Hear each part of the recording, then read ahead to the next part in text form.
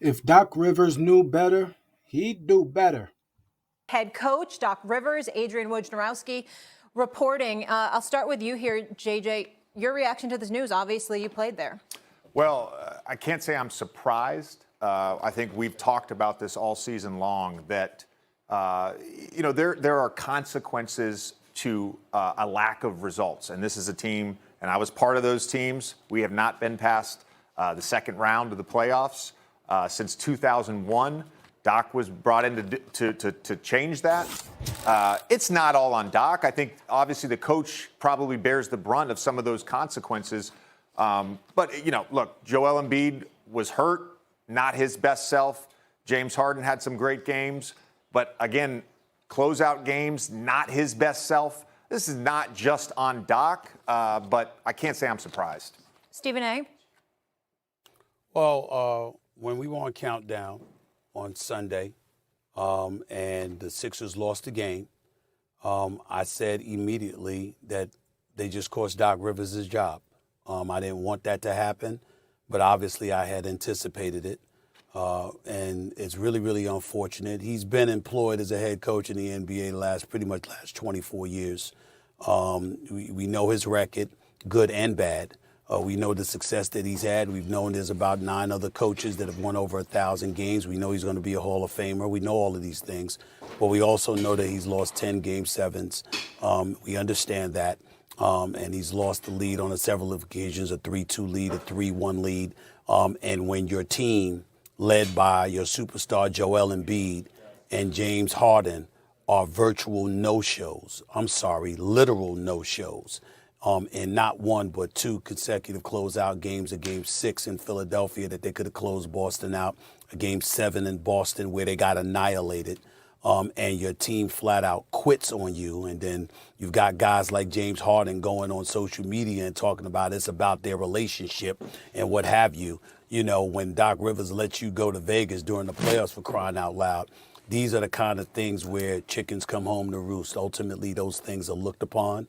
You look at what's transpiring. You look at whether or not you got the pulse of players, et cetera, and you decide that you're going to make a change. And remember, Brett Brown got let go because Brett Brown couldn't get them to the conference finals.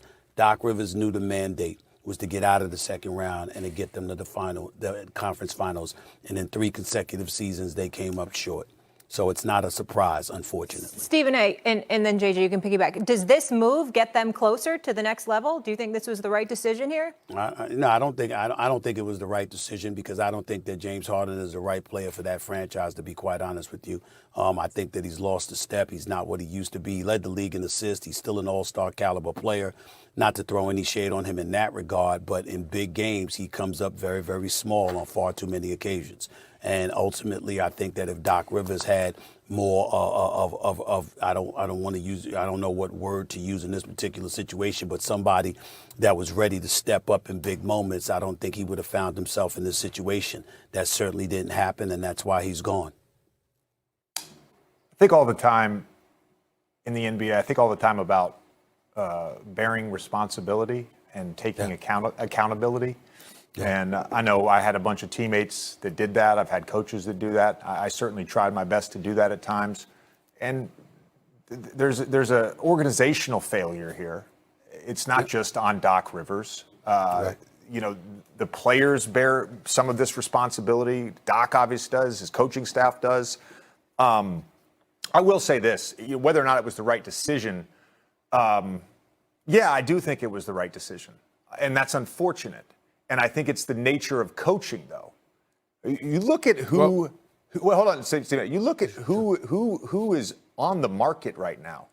Mm-hmm. Doc Rivers, Monty Williams, Coach Bud, Nick Nurse. Those are 4 of the best coaches we have in our sport.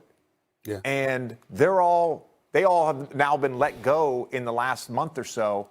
It's the nature of coaching. It is a results-based business. And I think some of this, specifically with Doc, some of this is about the relationship with the players. Yeah. And once you've lost that, then it becomes the right decision to move on from that. And I'm not speculating at all about what James Harden's future is going to be. I'm talking about this team right now. When you've lost that, yeah, it's the right decision to move on. We see that happen all the time. Sometimes you need a new voice. Let me say this, a couple of things. I was on the phone immediately after the Sixers lost the game, and we did countdown. I was on the phone with Kevin Hart, obviously a Philly native, big-time 76ers fan. Kevin Hart is a comedian. Kevin Hart makes a living off of making us laugh. I've known him for years. The brother was near tears. I've never heard him that furious in my life. And he was completely and utterly disgusted. And I bring that up because I think it's emblematic of what a lot of people are feeling. And JJ, you're not wrong with what you're saying. But I think this comes down to this one point. Keep your eyes on this, JJ, because this is very, very important.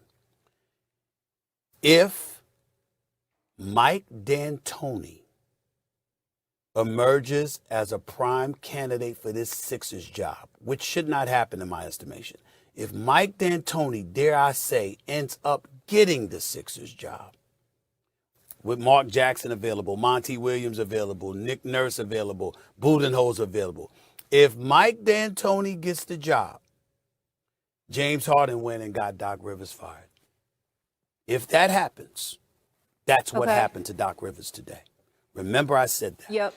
I just want to share a tweet that I see here from Woj. The Sixers search for a new coach is expected to include Mike Budenholzer, Sam Cassel, Mike D'Antoni, Nick Nurse, Frank Vogel, and Monty Williams. JJ, your reaction to those names. Do you think one might be the right fit? Well, I will say, I played for Monty in Philadelphia. He's familiar with the city. He's familiar with the organization. He already has a relationship with the star player. I thought what he did in Phoenix in terms of turning that franchise around, the post-Nash era of just being perennial bottom dwellers in the NBA. And all of a sudden he gets there, he changes the culture, they add CP, and now they're, three straight years of being a contender. He's a name that makes a lot of sense to me. Stephen A. knows this. You need buy-in when you get to the level that Joel Embid is at. You need buy-in from your star player about who the coach should be. That's a fact. There's a story that I heard about the Bucks trying to figure out who to hire after Jason Kidd was fired, and they said we like you, Coach Budenholzer, we like you. There's one more thing we have to do. You're gonna get on my plane right now, and you're gonna go see Giannis. You're gonna have dinner with Giannis, and that's sort of the stamp, right? So I think as much as we can talk about names, how they fit, what they've done in the past, to me, it's are you getting buy-in from your best player?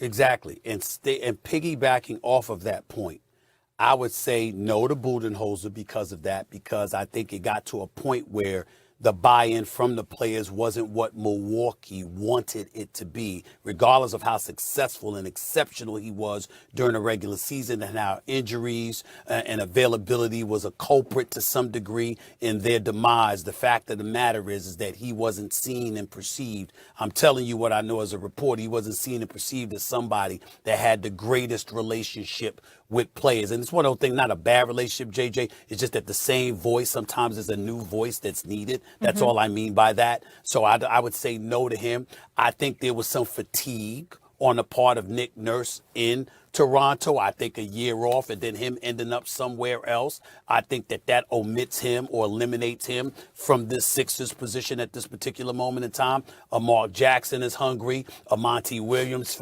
probably felt he never deserved to be let go. Sam Cassel would have been a great choice because I would love to see him as a head coach. But the fact that he was in Philly under Doc Rivers, I'm not sure that really, really works for the Philly situation. So I would say Mark Jackson, Monty Williams, and I'm sure there's some other names that will come up, but it needs to be folks that can hold dudes accountable, but in the same breath have their pulse to some degree, has that buy-in that you're talking about. Yeah. Well, I'll leave it with this, and to piggyback on your point, the best three regular season records over the last 3 years, the Suns, the Bucks, and the Sixers, and all three have fired their head coaches. We will have plenty more on this after the break. Again, Doc Rivers out in Philadelphia. We will dive into it more when First Take continues. Come on back.